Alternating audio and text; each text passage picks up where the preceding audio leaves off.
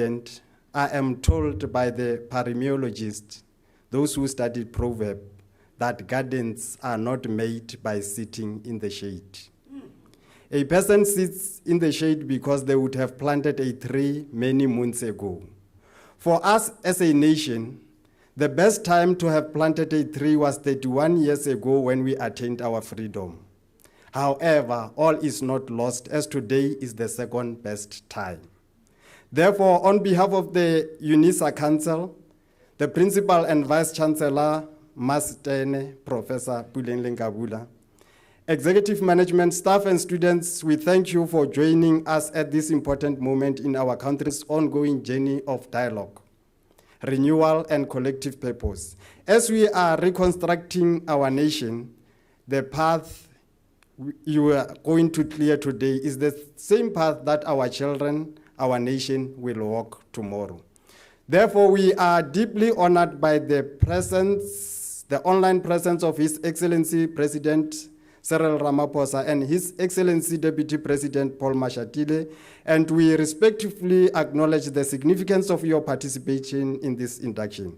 Your presence, honorable members of the Presidency, underscores the national importance of the dialogue process and reinforces the commitment to inclusive engagement as a cornerstone of our democracy, and for this, we are very grateful. Ladies and gentlemen, UNISA is proud to once again serve as the host of a process that speaks to the very soul of our nation. Your selection of the University of the Land as the venue for this induction affirms the trust placed in us as an institution that is capable of convening complex engagement of national and global consequence. It is also a testament to UNISA as an institution that is deeply rooted in the ideals of access, inclusivity, diversity, and transformation. Mr. Deputy President, over and above providing social mandate of access to education, the University of South Africa is also a landmark in the city of Tshwane. As you enter Pretoria from either R21 or Ben Schoeman, you would swear that an aeroplane or a spaceship is about to invade the capital city. For having said that, we are 5 to be listed as the national key point, or at least the World Heritage Site. Mr. Program Facilitator, this moment builds on the successful convening of the first National Dialogue Convention hosted here in August last year. As it may be recalled, that gathering demonstrated the power of bringing together voices from across sectors, disciplines, social formations, and voices that may differ in experience and perspective, yet share a commitment to shaping the future of our country. The induction that takes place this weekend represents a critical step in moving from dialogue as a concept to dialogue as an organized, sustained, and action-oriented national process. Ladies and gentlemen, in many ways, the national dialogue process presents an excellent opportunity for South Africans across all spheres of society to give counsel to the state on the ideal solution to many of the grand societal challenges that we are facing. We have no doubt that the presence of the topmost leaders of government here today is a signal of its willingness to listen to what the people of South Africa are saying. It is also our belief that from the national dialogue process will emerge very solid counsel from our people. For a Ghanaian proverb teaches us, when a king has good counsels, his reign is peaceful. And to love the king is not bad, but the king who loves his people is even better.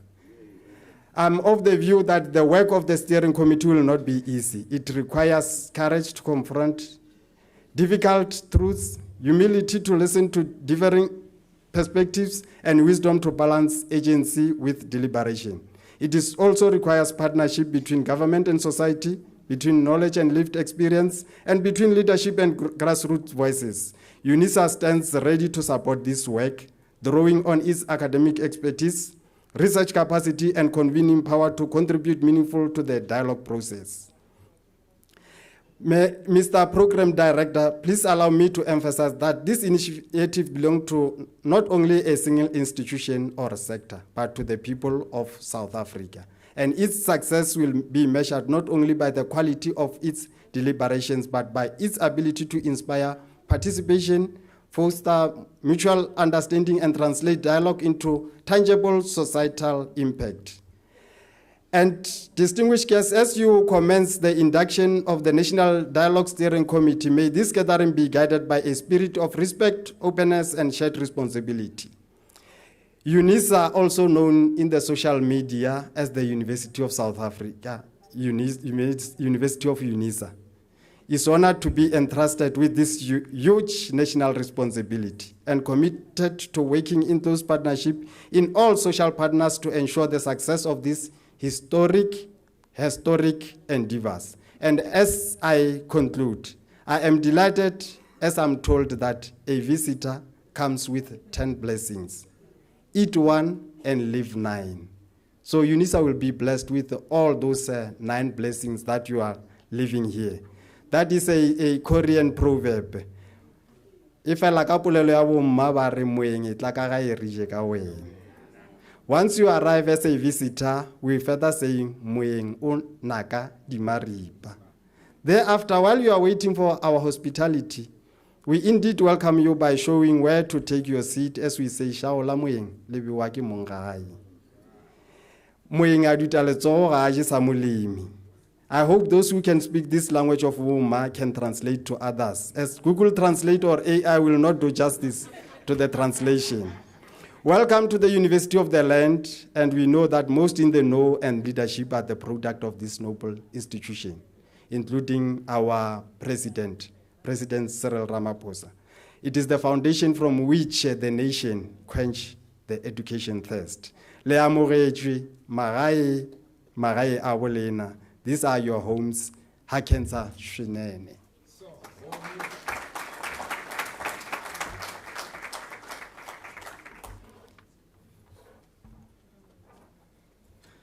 I learned from my colleagues it's good to just say all protocol observed and then everything's okay. I apologize if I messed anything up earlier. We're now going to have the opening address for the induction process by Mr. Makoko Mamburu, who is the Executive Director at NEDLAC and also the one leading our secretariat. So if we could please put our hands together for Makoko.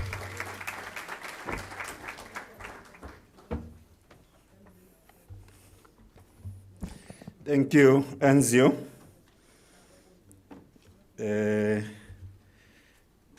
Mr. President online, Mr. Deputy President with us here. I know, Anzio, you've said you fear protocol, but let me try and help establish the protocol so that others don't mess it up if they shouldn't know it. So obviously we acknowledge the President and Deputy President, the Vice Chancellor in her absence as represented by Professor Mwepe and the management team of UNISA, the chairperson of Eminent Persons Group and the team that is here with you, Chair, members of the steering committee, National Dialogue Steering Committee, about whom we are gathered here today, the members of the former Convention Organizing Committee, the Secretariat. People tend to forget the people hanging in the background, so we might as well just thank ourselves right in advance.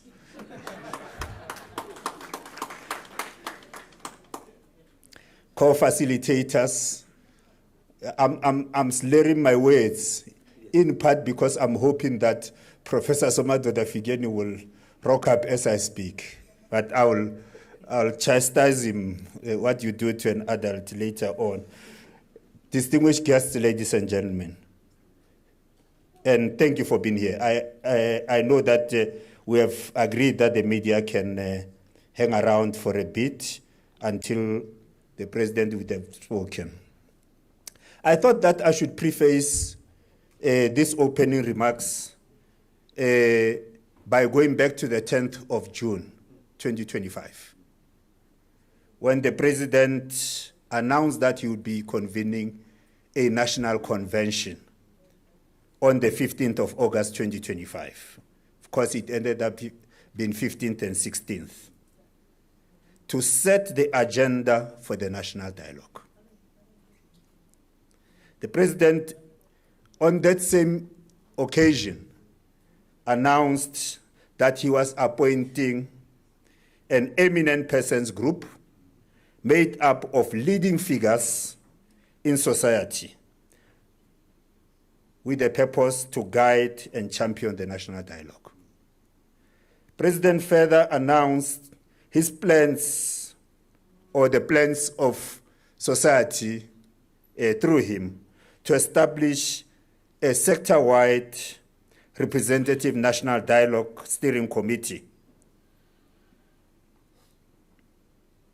The president also announced that he had appointed an interministerial committee chaired by the deputy president of the country, whose purpose it is to ensure that the work of government contributes to the national dialogue and coordinate that work.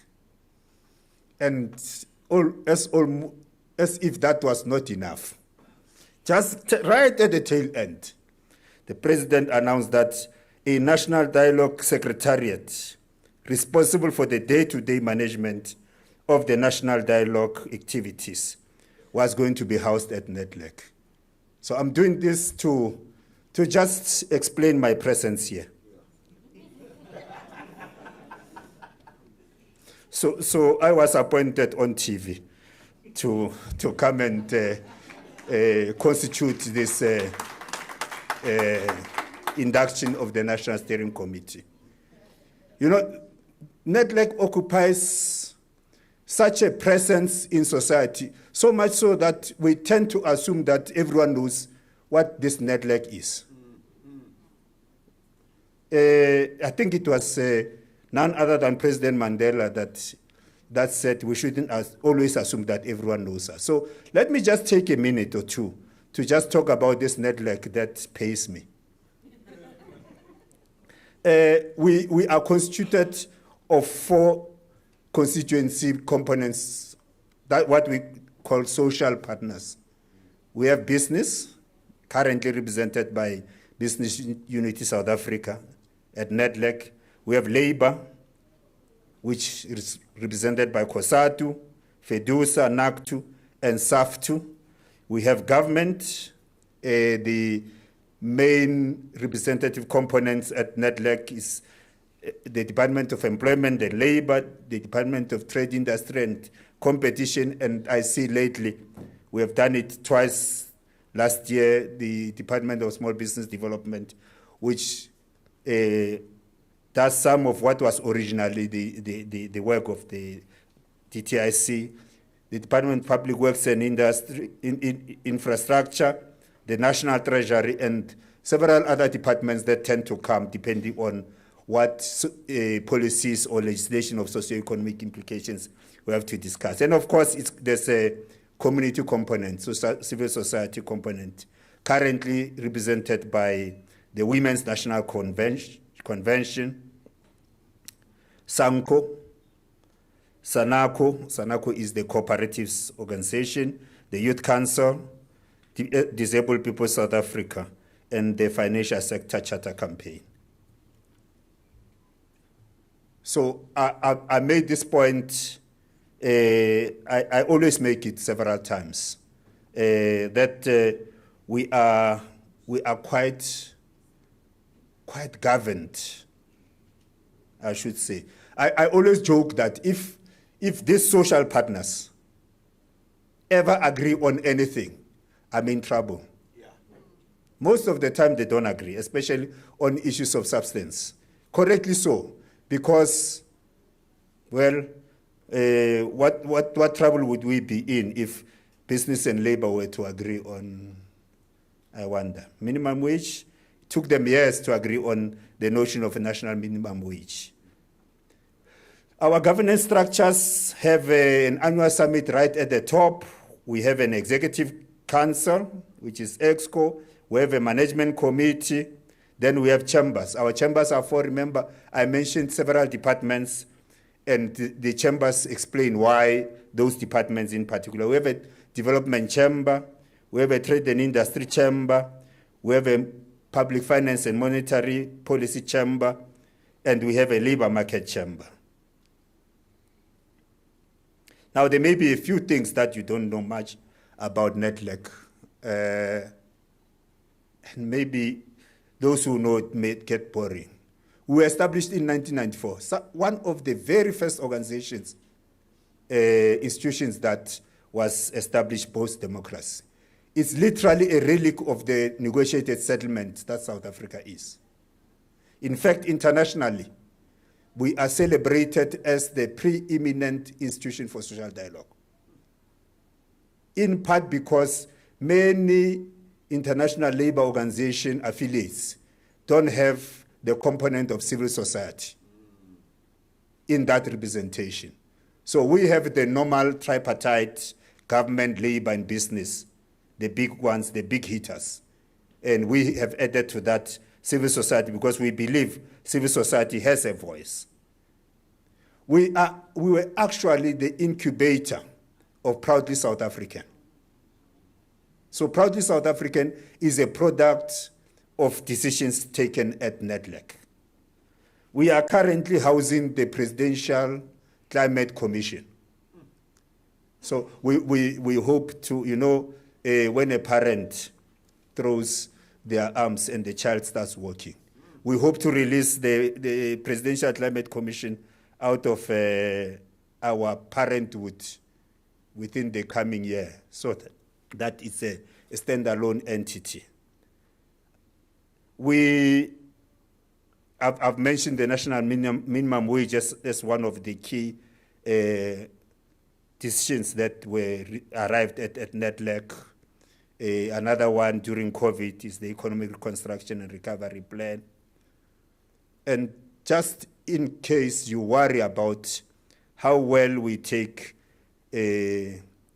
government funds seriously, we are consistent with our clean audits year in, year out.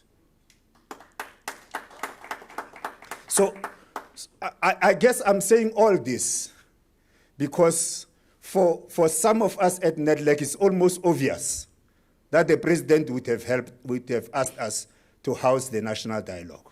But it's not that obvious to other people. We would have thought it's obvious that because we are a preeminent institution for social dialogue in South Africa, in existence for as long as our democracy has been in existence, it would be obvious to people that these are the people to help us facilitate this dialogue, this national dialogue. We thought it would be obvious because we've got systems. We thought it would be obvious because we have proven ourselves to take seriously the finances, the public purse. I mean, we are on a shoestring budget, but we get things done. And DP, I know you have a soft spot for us. So we'll keep coming to you about certain things, but we are not show-offs. So this national dialogue, I've indicated, it dates back to the president announcing on the 10th of July. But there were certain things happening prior to that. You'll know about the 30th of June when former President Mbeki made his views, his remarks on the national dialogue and the desirability to have it. You'll recall that certain civil society organizations plus what we call legacy foundations had a meeting and agreed on a process to follow. You may recall that a preparatory task team was set up for purposes of preparing for the national dialogue. You may recall that that preparatory task team's work morphed into the work of a convention organizing committee. And for the rest, I've already made mention. We had the first national convention. We did all of that. You may know, and that explains in part why the deputy president is here, That's so serious that government take the national dialogue that it has set up an interministerial committee chaired by the Deputy President, which brings together many ministers and premiers and local governments, SALGA representatives, representatives of mayors and mayors themselves. Because the work of the national dialogue would just be a pipe dream if it cannot find resonance, application, implementation in the work of government. So government has demonstrated how seriously it takes this, and we as the implementers must similarly match that demonstrated seriousness about this. So following the first national convention, at the first national convention, when we went there, we thought that would come out of there with a national dialogue steering committee constituted of 22 people from 22 sectors. That's what we thought. And then at the national dialogue, we were told, no, man, you don't have enough sectors. Make them 33 or make them 39. The numbers, you know, the Rastafarian said, don't just think of us as a religious sector. We are much more than that. Amen. And it kept going like that. So we are gathered here. The president in December announced appointment of 99 people. I don't personally think that makes the structure unwieldy. It makes the structure representative. It makes the structure maybe a little bit difficult to manage, but in South Africa, we are known to manage things, man. We do it all the time. So there's been infraction amongst certain sectors. So the president made that announcement, those numbers. But we all know that that is not the full National Dialogue Steering Committee. There's still going to be more members at for example, I mean, who would have thought professional bodies couldn't agree on a representative? You would have thought those are the most reasonable, more reasonable than the immigration sector. But both couldn't agree on representatives, and we are still engaging with them. We are mediating discussions amongst them, and that does say that the numbers will increase. Because the national dialogue process is an inclusive process. Yes. You better err on the side of inclusion than on the side of being correct about the rules of who should be represented, who should not be represented. So there's been a lot of media attention to this during the week, the 5 days, 2, 3 on both sides of the First National Convention. We were totaling in the region of 300 news articles in one form or other, talking about the national dialogue. And there's been times when it has really gone down.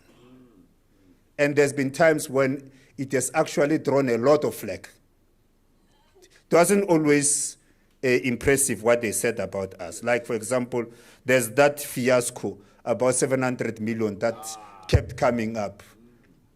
I want to say here, because my job involves accounting for state funds. Yes. There is no 700 million that have been given to manage for purposes of the national dialogue. Thank you.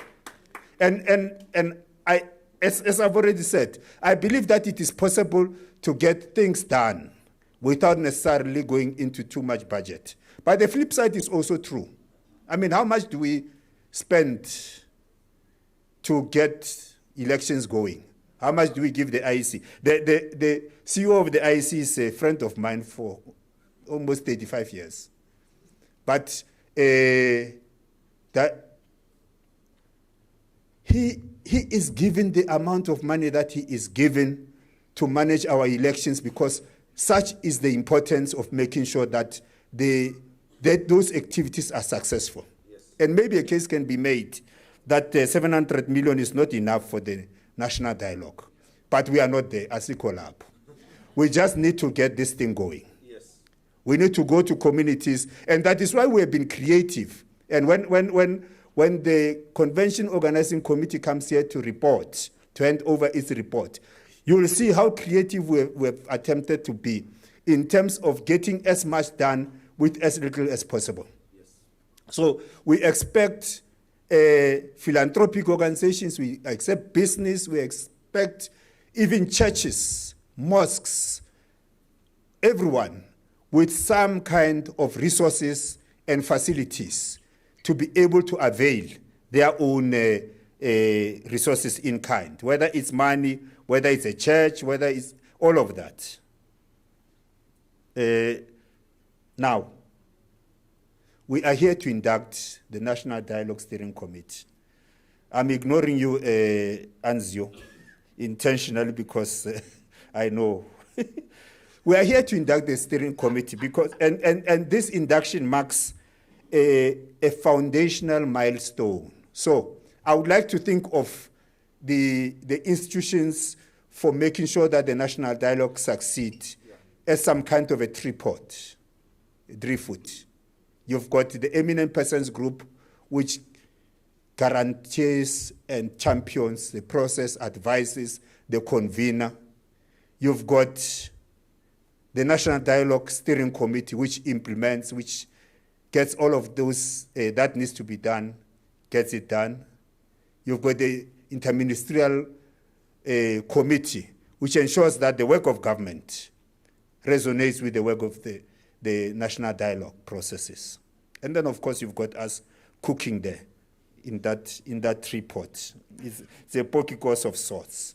So this is the one milestone that has been lagging behind.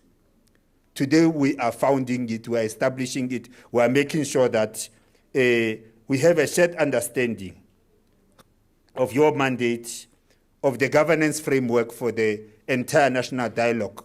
That includes even those that may not be here, institutional arrangements applicable in that case, as well as the operational roles and responsibilities. So some of the stuff, and we try to keep it right at the end so that you don't focus too much on it. Some of that which we need to do to come out of here with is a working group or a working committee, as well as subcommittees that would have been constituted that would make this work done. So I'm concluding. So let me repeat who is here, because the president said we should work together. We've got representatives of those leading figures here, led by Professor Tinyuko Maluleke. We've got yourselves, the National Dialogue Steering Committee. You are the new kids on the block. The assumption is that you represent your sectors. The assumption is that what you say is a reflection of what your sectors want to see in the national dialogue and what to see ultimately in the national compact that will be adopted. You've got us, the Secretariat, and the Secretariat in its broader sense, ourselves from NEDLEC, those that have been seconded by civil society to help us while we are setting up the office. Luckily, we have appointed a project lead now, Mr. Edgar Mabute. We've got the office, we've got the presidency, and the office of the deputy president in particular, that is always with us to make sure that events like this are successful. And of course, as Professor Ngwepe has said, we've got the University of the Land, which has declared itself the home of the national dialogue. And from what I hear from Professor Tinyuko Maluleke, we should just say to UNISA, good luck with that. Because it may be that there's others that may be vying to be homes of the national dialogue. For us, it's great because it means there's potentially 26, yeah, there used to be 26 when I was still in the sector. I don't know how many higher education institutions are there now. There's still 26. And they've got several branches, they've got several campuses. So we potentially, suppose each has 3 or 4 or 5. We're talking about 70 facilities all over the country that we won't pay for to use. We've got 26,000 odd schools all over the country which we'll use without having to pay for. Yes. We've got TVET colleges. We've got community colleges. We've got churches, as I've said. We've got mosques. So there's a lot that we hope we'll be able to use to make sure that this national dialogue succeeds. Because we need to get 13,400 at least word-based dialogues to happen. We need to get at least 50,000 sector-based, self-initiated, which is where you come in, dialogues to happen so that we get this right. I'm leaving my tablet here because the last point I want to make is to introduce who will be helping us facilitate this, and that's why it's an opportunity for me to chastise Professor Somadoda again. I will never get this opportunity again. We have asked chairpersons of 3 Chapter 9 institutions to please help us make this thing a success. So the first of those is the chairperson of the Public Service Commission, and he will be running this program starting from now all the way to lunch. I think now that you are late, Prof, we might just as well have you run it for the whole day. We'll see. And then he will be followed by Advocate Thabiseni Sipanya-Mohale, who chairs the Commission for Gender Equality. And tomorrow we'll have Reverend Chris Nissen, who chairs the SA Human Rights Commission. I guess part of why I am introducing them in the manner that I'm introducing them is because the National Dialogue Steering Committee must make it as one of its priorities to have a discussion with these Chapter 9 institutions. A lot of that which you are going to be working on, because you're working on issues of interest to the public, will involve having to talk to these institutions. So they are not here just to serve us as facilitators. They are here also to introduce their work. And as they introduce their work, it is an opportunity for us to use that to then make it count for purposes of the national dialogue. I think I've spoken enough. Thank you very much.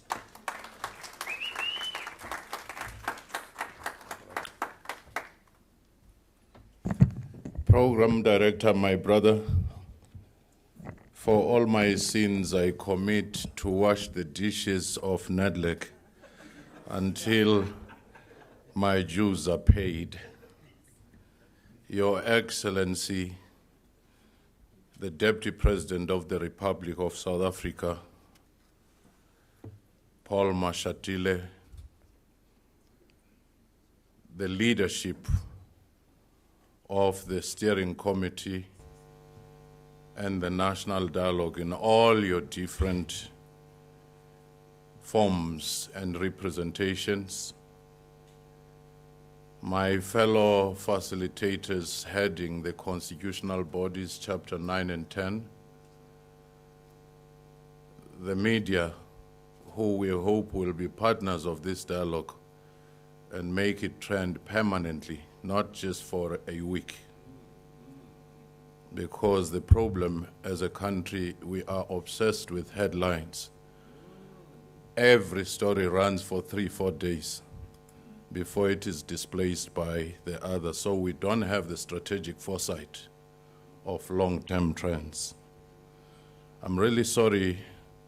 I had a crisis in the morning, and there is hope for this dialogue, because if you start with a crisis and you stand up here before the midwives of this nation, as you are here, you are all midwives,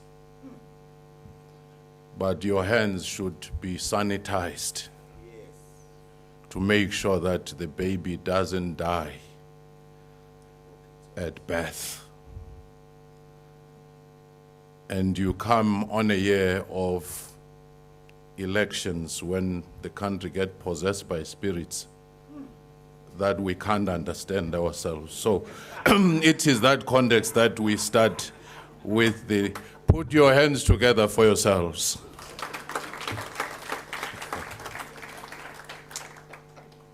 As I'm going to call the next speaker, who is leading a process that this country might probably be one of the leaders. Each time we've had a crisis, Union of South Africa, Native Land Act, the nation gathered everybody to say what is to be done. something was formed. Each time in the 40s and 50s there was a crisis, convention of the people gathered, something was formed. In the 1990s, when states of emergency, everything had failed, the economy was tumbling, the nation gathered, we talked, something was born. Each time we have this, even in the birth of our Constitution, the same thing happened. Something was born. It was not easy, it was not without disagreements, but it was molded in a heat that bonded us. As I now call the chair of this eminent persons group, a friend, a colleague who has returned to the institution that was his home for the longest time, an eminent public intellectual, leading theologian, I think he is coming to give us that Kairos moment reflection. He is this VC of TUT, Tshwane University of Technology, a friend, fellow political analyst. Before I retired myself from that, I had done it for 30 years. So let's put our hands together for Professor Tinyiko Maluleke.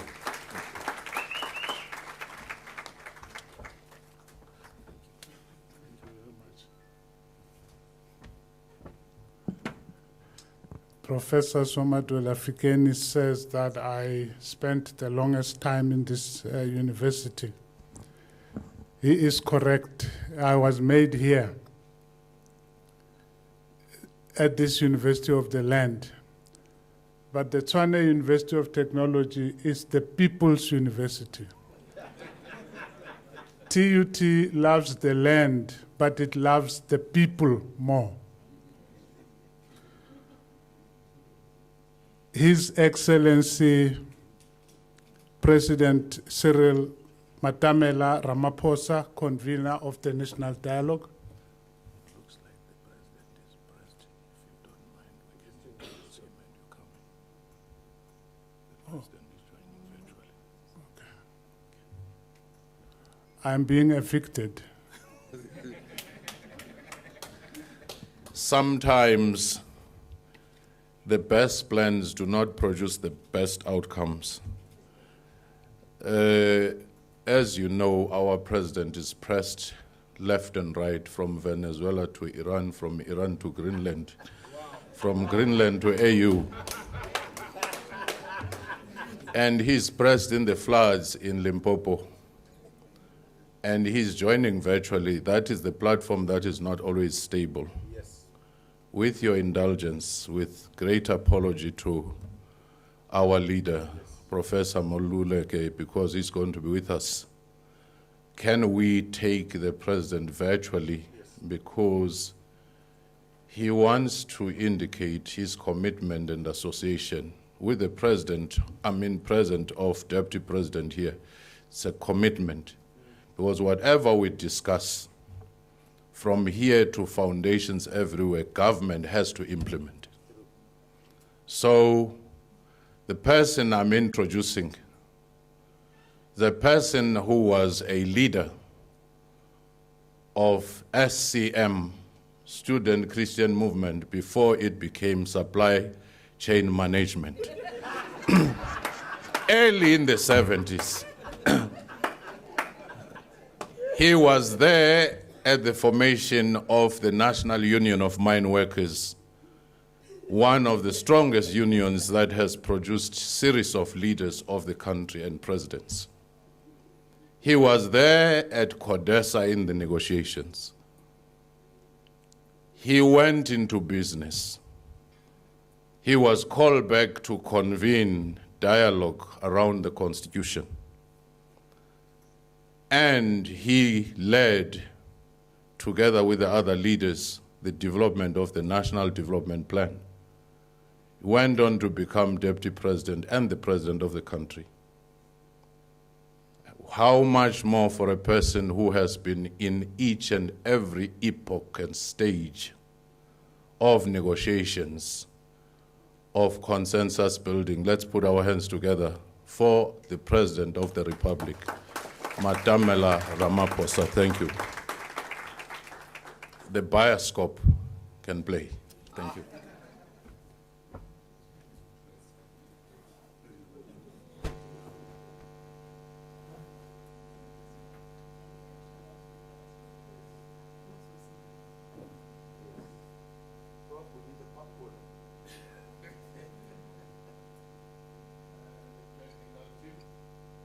And Professor Fikeni,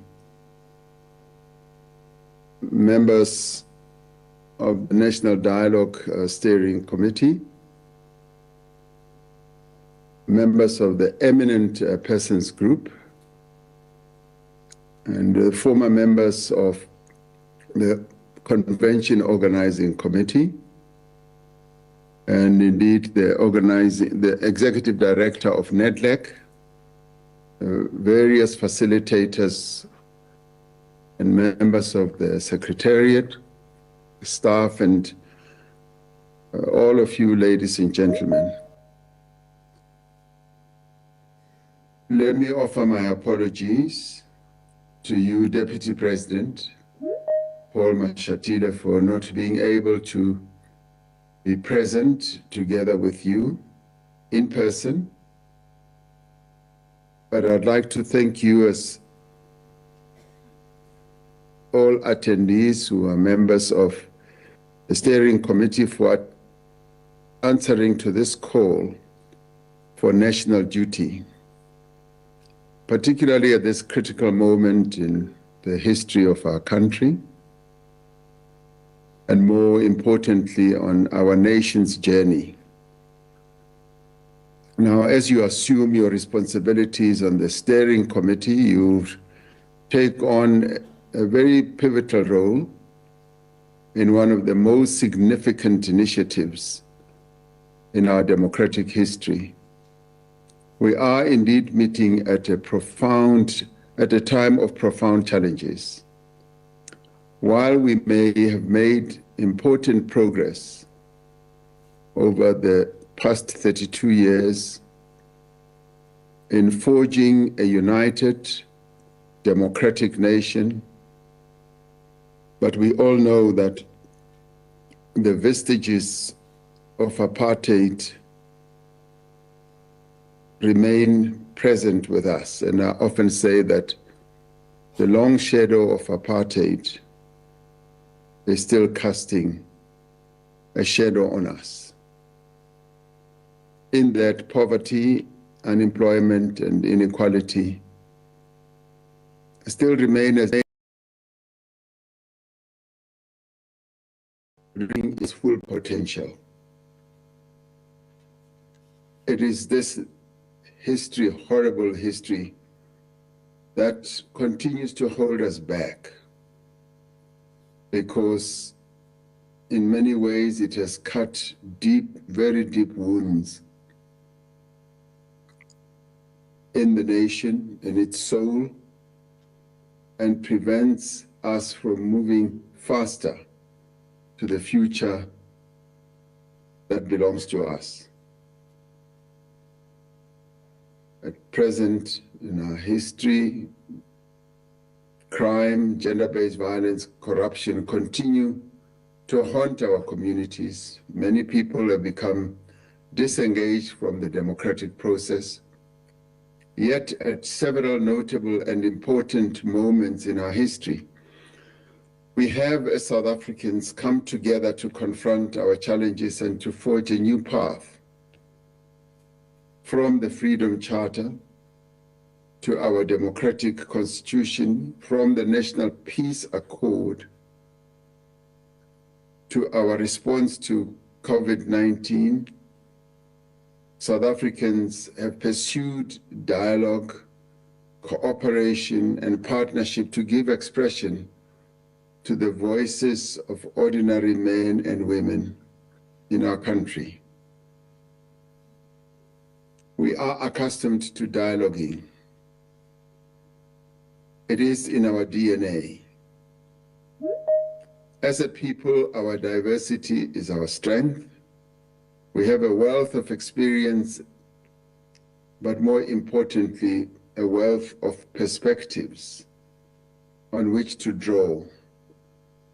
That is why the National Convention, which we held last year in August, directed that an extensive process of sectoral consultation should be undertaken to nominate individuals to serve on the steering committee.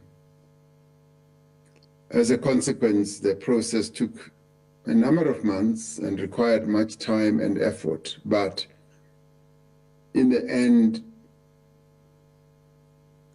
we now have a steering committee. We are grateful to the Eminent Persons Group, which played a critical role in bringing together the nominations from sectors and presenting those to the convener for confirmation. We're also grateful to the members of the erstwhile Convention Organizing Committee and the Secretariat that did considerable amount of work to facilitate many of the sectoral consultation processes. Now, the steering committee is a steering committee that I believe is solid. It's a steering committee that has integrity, credibility, and it has a crucial responsibility. You will set strategic priorities and coordinate the implementation of the national dialogue process. Your work will determine whether this truly becomes a citizen-led, society-wide process that helps us reimagine our future and forge a new social compact for our country's development. As you carry your mandate out, I ask that you be guided by several key principles. Firstly, that this dialogue must be as inclusive as possible, leaving no one behind in terms of participation, in terms of the articulation of the voices and the views of our people. Every voice matters. We must give all sectors of our society, every community and every individual the space to determine how we address today's problems and build the South Africa we want for future generations. Second, this dialogue must be citizen-led. While as President, playing the role of head of state, I have convened the national dialogue, and whilst the government provides support, financial and otherwise, the outcomes must reflect the collective views of the people of South Africa.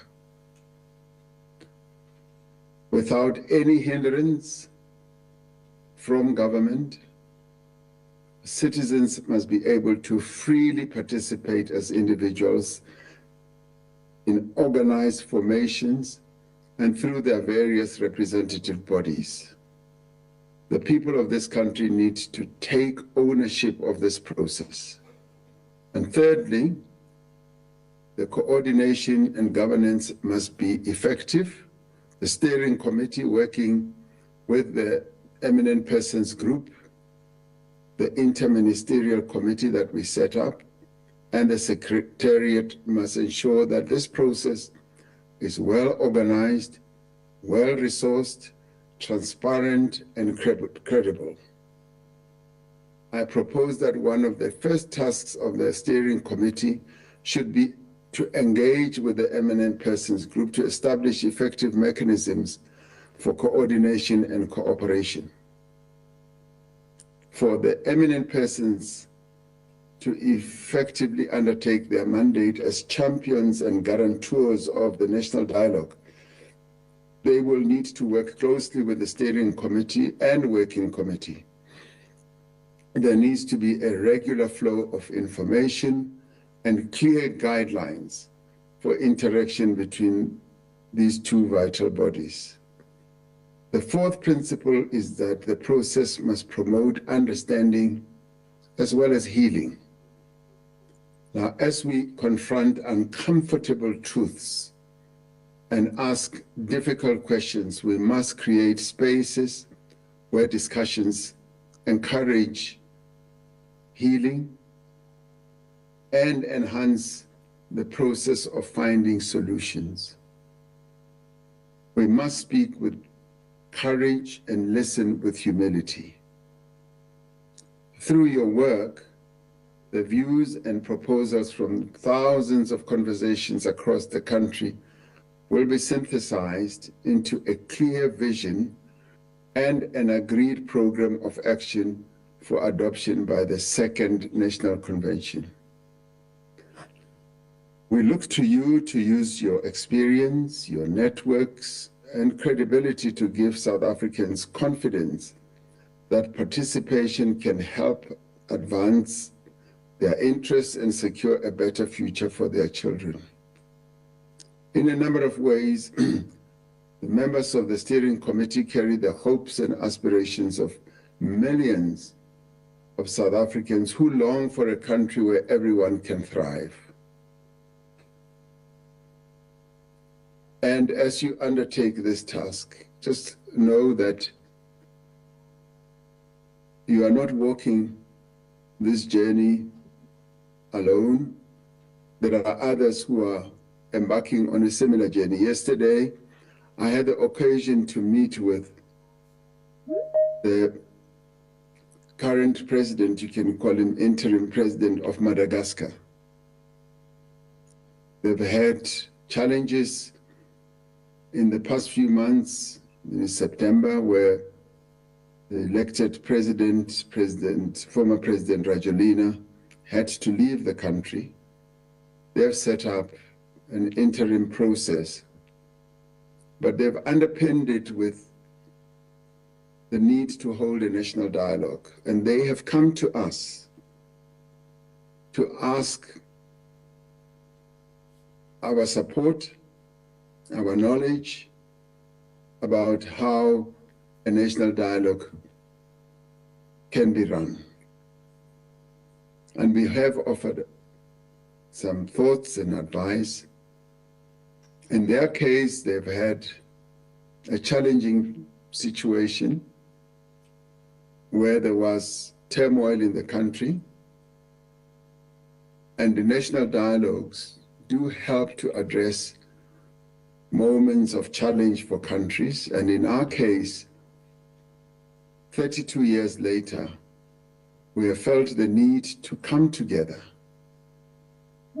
to be in conversation about the future of our country. And I would like to believe that it is timely.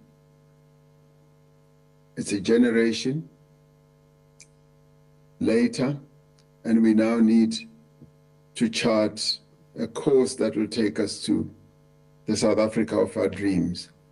So therefore, I see the national dialogue as a nation-building process, a process through which we find solutions, we heal the wounds that are apparent in the nation. And so therefore, I advisedly say other nations are going through similar processes. So we are not unique. But in our case, we are well armed with the journey that we have traversed from the 50s right through to the 70s, the 80s, and the 90s, when we crafted our constitution through a dialogue process. So as you gather today as the steering committee, you are nation builders. You are the architects of the South Africa of our future, which is grounded on a solid foundation, which is our constitution. So I once again thank you for your service to our nation, and wish you strength and courage as you undertake this vital work. For us in government, we are there only to play a supportive role, and the Deputy President, whom I have charged with the responsibility to support, and obviously NEDLAC, which is going to be ensuring that the processes of the national dialogue work well. All of us are just giving the support that's necessary. In the end, as the father of our democracy used to say, it's in your hands. All of this then is in your hands to make a success of it. And remembering that those who have come before us always made a success of dialogue processes that they were involved in. I have no doubt that you will make a success of this whole process. So I wish you luck, I wish you strength, and look forward to meeting all of you again at the second National Convention, when your work will then be presented to the delegates, but more importantly to the nation, with regard to what you will have achieved. So thank you very much to you all. Thank you, Program Director. Let's put our hands together again.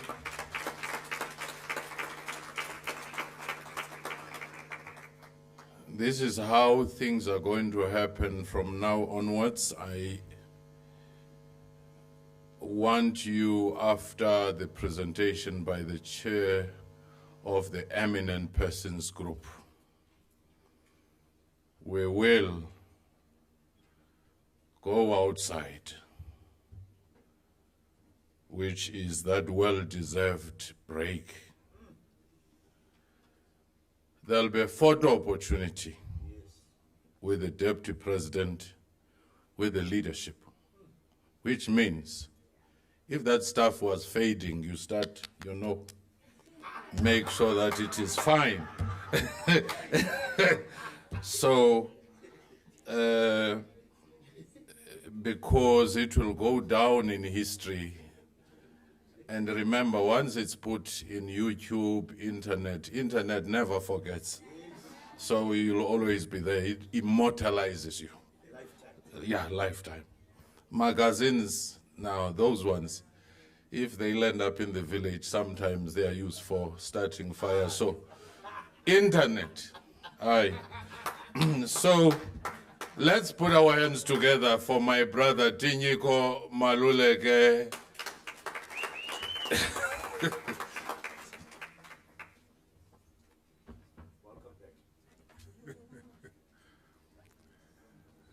I jocularly said that I was being evicted, but if I had a choice between speaking before or after the president, I would always choose to speak after. And I will become famous for speaking after the president, regardless what I say.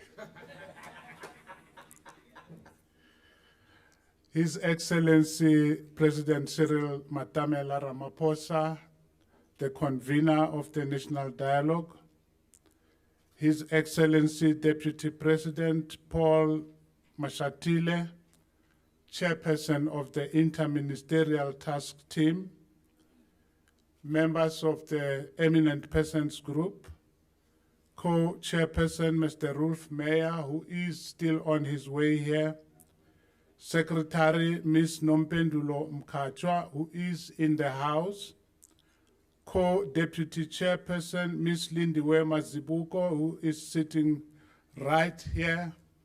Oh, she's disappeared. Co-Deputy Chairperson Mr. Sia Kuza,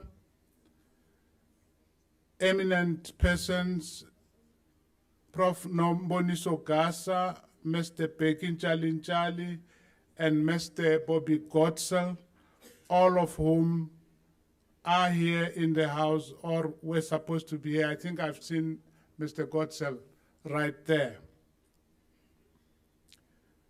Professor Linkabula, Vice Chancellor and Principal of the University of South Africa, in your absence. My good friend, Professor Mpho Mwepe, Acting Vice Principal, Research, Postgraduate Studies, Innovation and Commercialization. What a long title. It is always a pleasure for me to come back home. I will try and take a leaf from the book of Mr. Makuku Mampuru and shorten the protocol list, but I do want to acknowledge the members of the National Dialogue Secretariat, members of the National Dialogue Steering Committee, the brand new steering committee, guests, friends, ladies and gentlemen, I greet you all.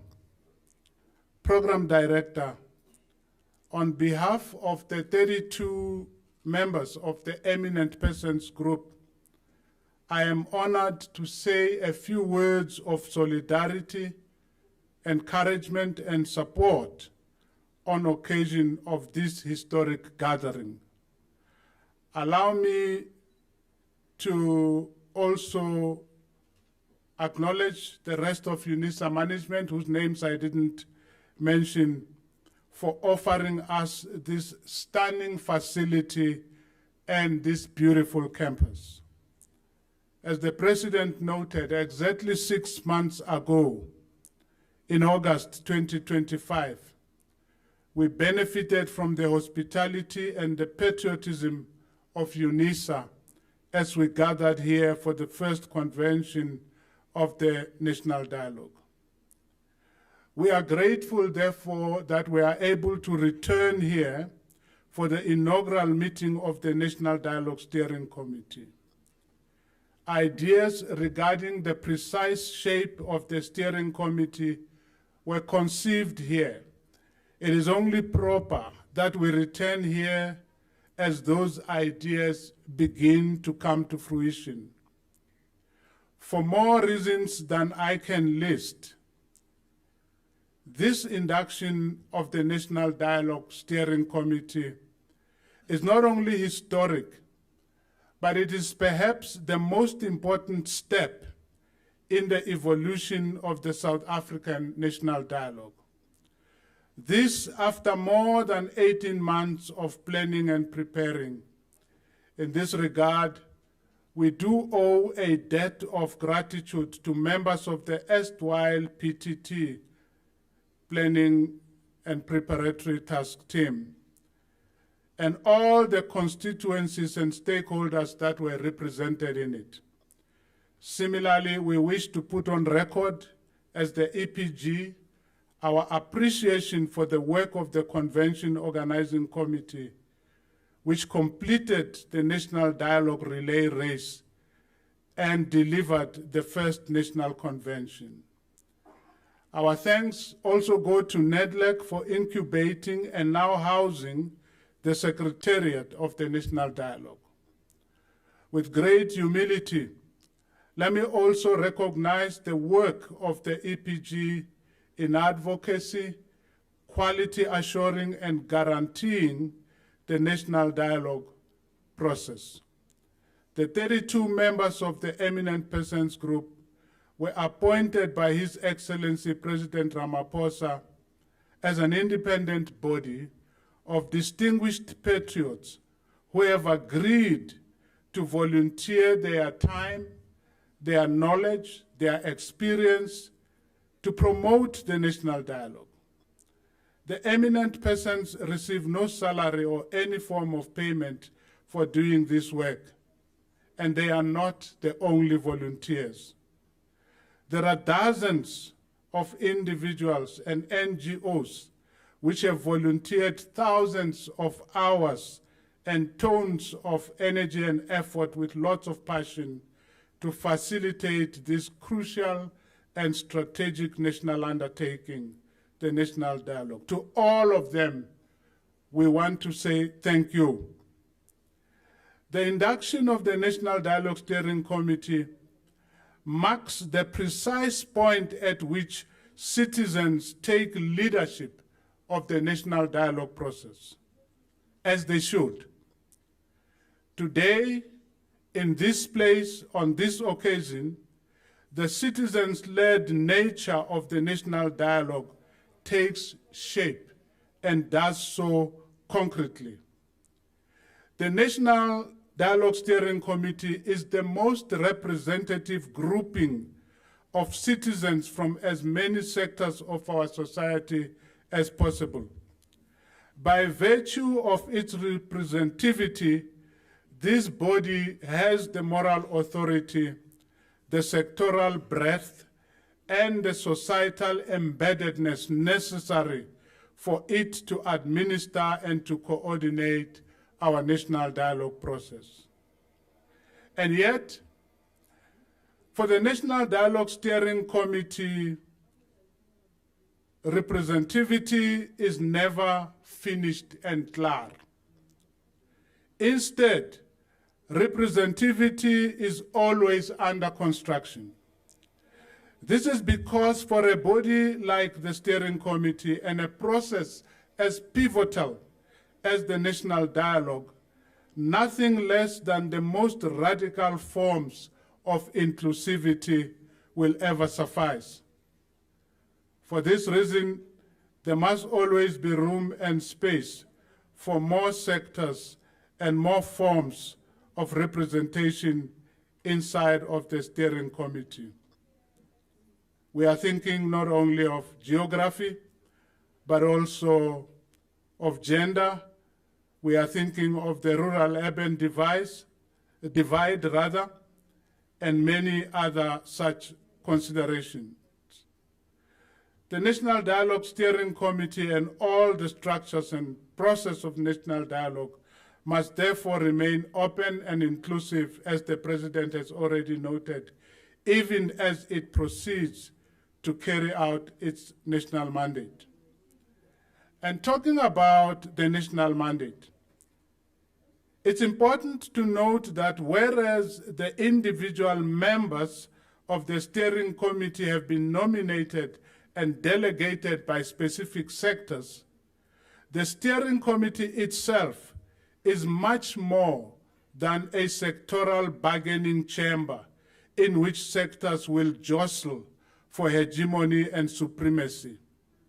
The National Dialogue Steering Committee bears the grave and strategic national responsibility of fostering and nurturing a cross-cutting, whole nation and all society approach to dialogue.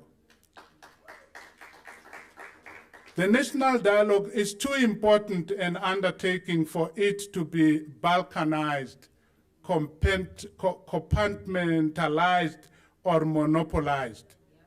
It is arguably one of the most important undertakings at this point in the history of our country. 31 years since the dawn of our democracy, South Africans find themselves sitting on a heap of unfulfilled constitutional and developmental promises. In its review of 10 years of the National Development Plan, the National Planning Commission suggested that we have gone off the course of the developmental trajectory that we set for ourselves as a country in 2012.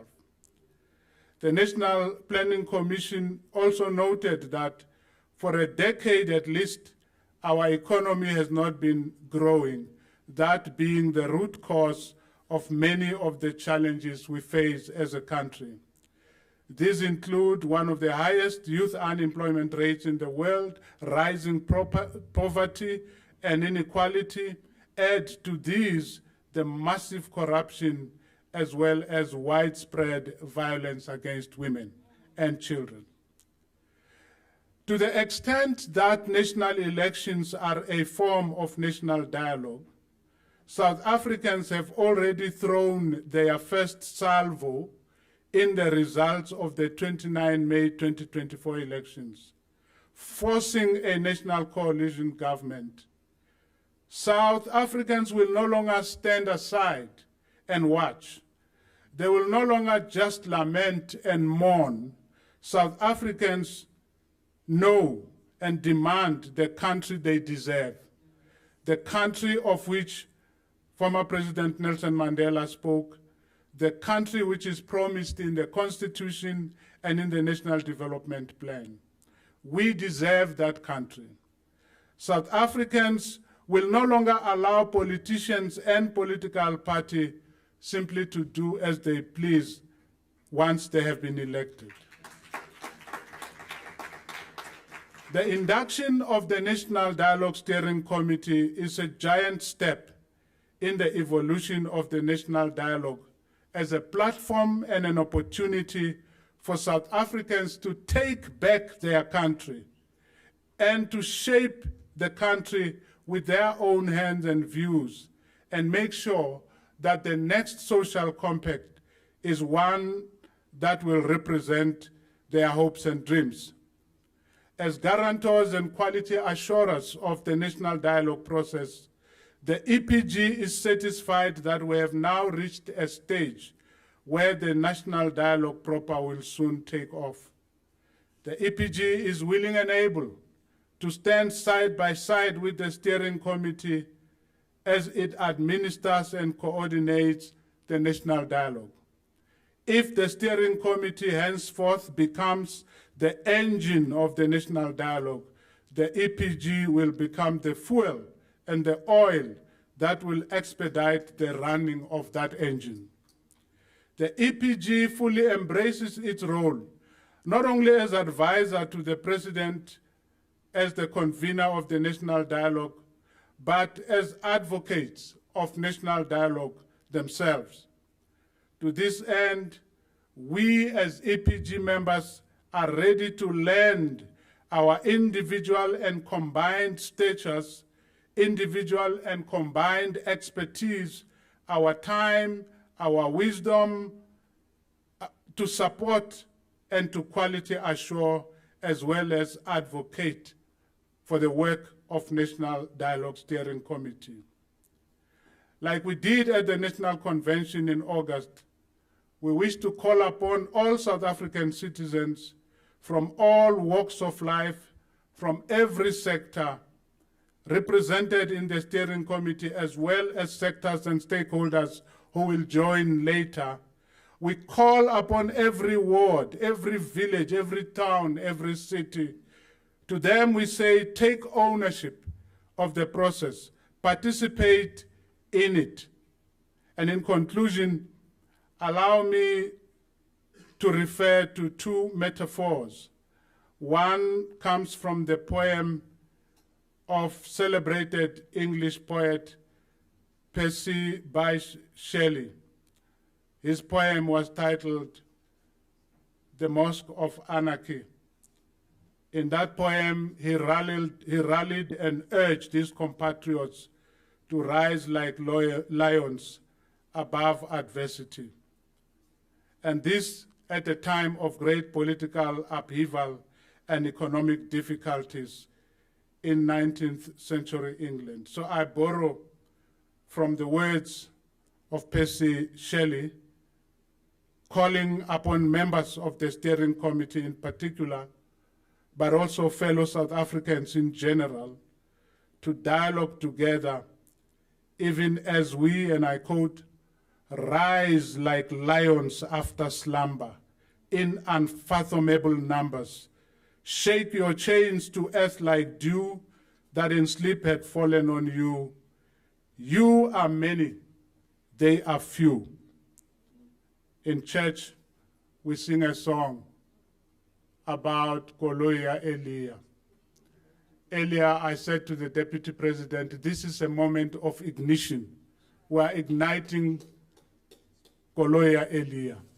Mara iske ya duma iye mi, I dume itamai.